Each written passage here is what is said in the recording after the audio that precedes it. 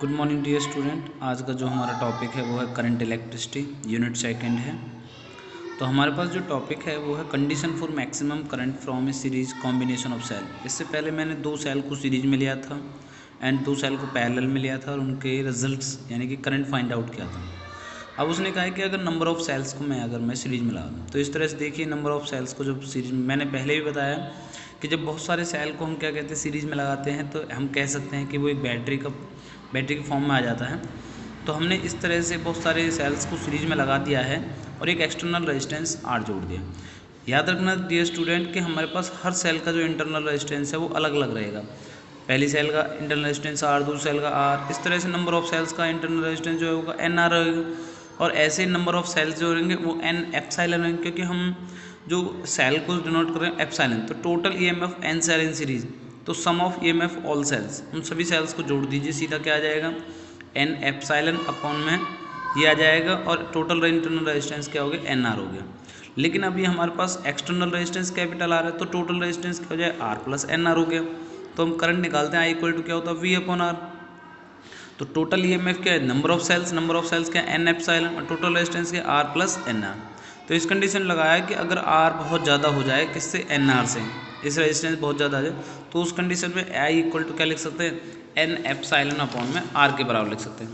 अगर आर बहुत ज़्यादा छोटा हो जाए एन आर से तो उस कंडीशन में हम कह सकते हैं कि जो हमारे पास करंट बचेगा वो एक सेल के करंट के बराबर आएगा। अब हम बहुत सारे सेल्स को, नंबर ऑफ सेल्स को हम क्या कहते हैं पैरेलल में लगाते हैं, एक्सटर्नल रेजिस्टेंस उसके साथ जोड़ दिया। आप देखिए हर सेल का इंटरनल रेजिस्टेंस हमारे पास स्मॉल आर है।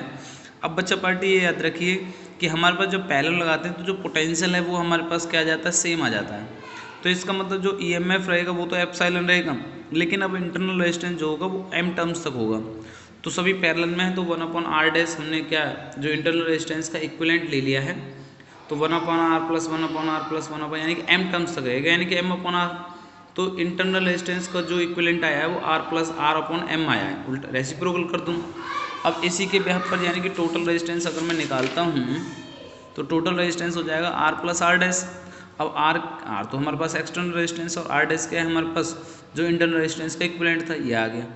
अब total EMF of parallel combination single cell के बराबर होता है। मैंने कहा था कि पोटेंशियल सेम होता है पैरेलल कंडीशन में, क्योंकि जब सेम रहेगा तो एप्सिलॉन रहेगा। तो करंट इक्वल टू क्या जाए आई अपॉन में आर प्लस आर एम। आप इसे सॉल्व कर दीजिए तो एम एप्सिलॉन ऊपर चला जाएगा, क्या बजाय एम आर प्लस में आर बच जाएगा। स्पेशल के केस में हमने कहा कि आर बहुत ज़्यादा छोटा हो जाए अगर आर अपॉन एम से, तो उस कंडीशन में M times current the due to single cell, number of यानी कि एम टाइम्स फ्लो करेगा एक सिंगल सेल में। और आर बहुत ज़्यादा छोटा हो जाए तो हम कह सकते हैं कि करंट जो फ्लो करेगा वो आर बहुत ज़्यादा बड़ा हो जाए तो हम कह सकते हैं एक सिंगल सेल में जितना करंट फ्लो होता है उतना करेगा, उसमें लेस देन था इसमें ग्रेटर देन है। ये डियर स्टूडेंट याद रखें इस चीज़ को, बहुत ही ईजी टॉपिक है। लास्ट ईयर टॉपिक है फर्स्ट चैप्टर में हमारे पास में। अब इसी के बेसिस पर हमने यहाँ पे जो लिया है as M such rows are connected in parallel so the total internal resistance, ये हमारे पास में 3 and 4। यस डियर स्टूडेंट, अब हम मिक्सिंग कर देते हैं उन सभी सेल्स का। तो मिक्सिंग करने के बाद हमने देखा कि बहुत सारे सेल को हमने सीरीज में लगा दिया है और फिर हमने किस में दिखा दिया पैरेलल, एक्सटर्नल रेजिस्टेंस याद।